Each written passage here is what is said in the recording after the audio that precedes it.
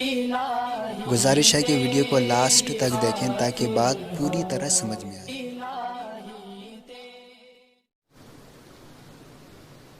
کیونکہ یہ جو اس وقت بیان کیا جاتا ہے یہ قرآن ہی کے مضامین بیان کیے جا رہے ہیں،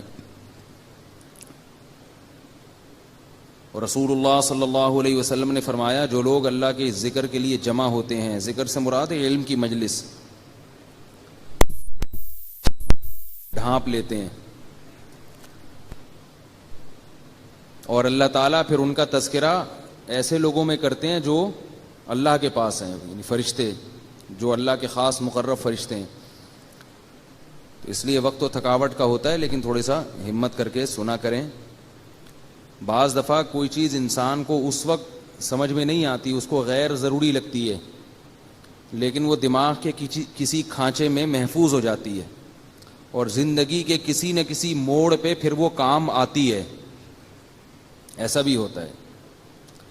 قرآن مجید میں اللہ کا ارشاد ہے وَذَكِّرْ فَإِنَّ الذِّكْرَىٰ تَنفَعُ الْمُؤْمِنِينَ، کہ نبی صلی اللہ علیہ وسلم کو فرمایا کہ آپ نصیحت کیا کریں، اس لیے کہ نصیحت مومن کو بہرحال فائدہ پہنچاتی ہے۔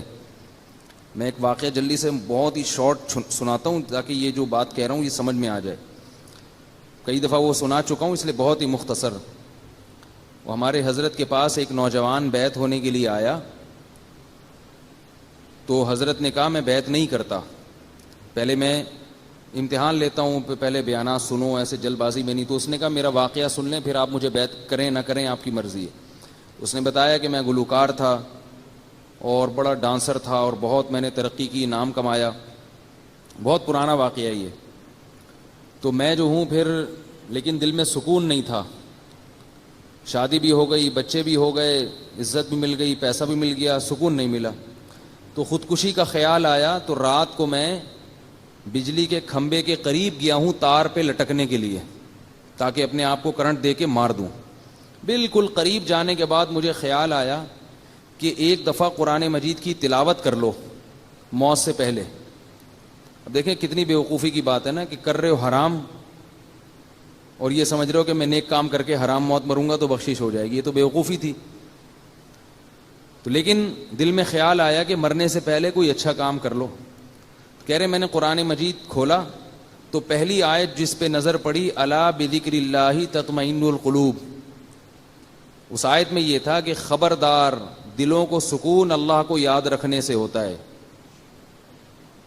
تو اب دیکھو وہ تو عربی میں پڑھ رہا تھا نا، لیکن اس نے کہیں یہ آیت سنی ہوئی تھی، کہیں نہ کہیں یہ آیت اس نے سنی ہوئی تھی کہ اس کا یہ مطلب ہے، کسی عالم کے بیان میں یا کسی کی کتاب میں پڑھی، کسی کتاب میں پڑھی ہوئی تھی۔ تو فوراً اس کو اس کا مطلب سمجھ میں آ گیا کہ اللہ کہہ رہے ہیں خبردار، اللہ کا مطلب خبردار، ہوشیار۔ دل کو اطمینان اور سکون کس میں ہے؟ اللہ کی یاد میں، شریعت کے مطابق زندگی گزارنے میں۔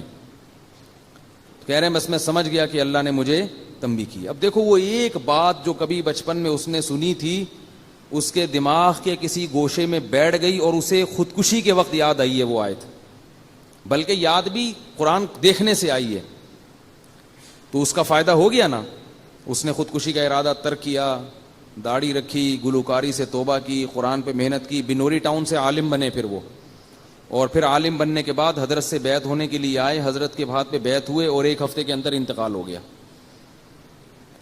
تو اس لیے نصیحت کی کوئی بھی بات ہو اس کو غیر ضروری نہ سمجھا کریں۔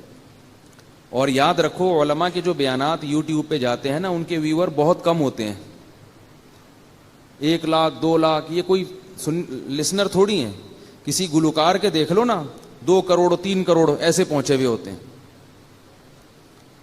تو کوئی گانا ہو اس کے 3-4 کروڑ تک پہنچے ہوئے ہوں گے، اور پتہ نہیں کتنے لوگوں نے اپلوڈ کیا ہوا ہوگا۔ وہ کوئی مزاحیہ کلپ ڈال دو، اس کے کروڑوں تک پہنچ جائیں گے۔ علماء کے لاکھوں تک بمشکل پہنچتے ہیں۔ وجہ اس کی کیا ہے کہ یہ معاملہ ہے غیب کا۔ گانے کا مزہ، فلموں کا مزہ وقتی ہوتا ہے، اس کے بعد ٹھکائیے آخرت میں۔